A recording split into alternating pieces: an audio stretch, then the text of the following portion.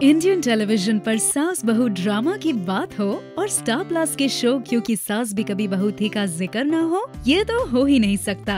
8 साल तक ऑडियंस को एंटरटेन किया वीरानी परिवार ने, जिसमें सबसे पॉपुलर कपल रहा मिहिर और तुलसी का। मिहिर बने अमर उपाध्याय और उनके बाद रौनित रॉय, जिनके करियर का सबसे पॉपुलर कैरेक्टर रहा। क्योंकि सास भी कभी बहुत ही I got to play Mihir Virani, and I played Mihir Virani for 8 long years.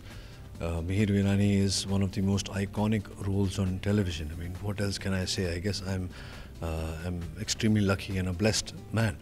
वहीं तुलसी का किरदार बखूबी निभाया स्मृति ईरानी ने। इस शो के काफी माइलस्टोन मोमेंट्स हैं। सबसे पहला तो वो जब मिहिर विरानी किडनैप हो गए और फिर पता चला कि उनकी मौत हो चुकी है।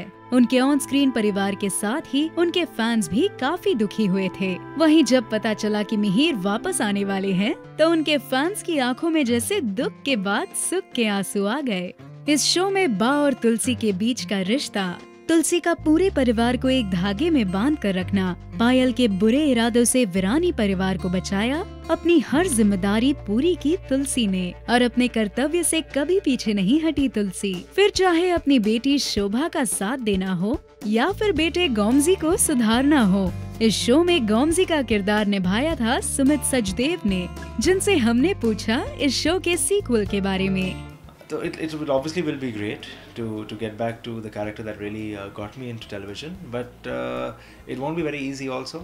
It's been such a long time, so let's see how things will shape up if that ever happens again, and it will be a pleasure to be a part of the show obviously. क्या एकता कपूर के इस show के sequel का इंतजार है आपको?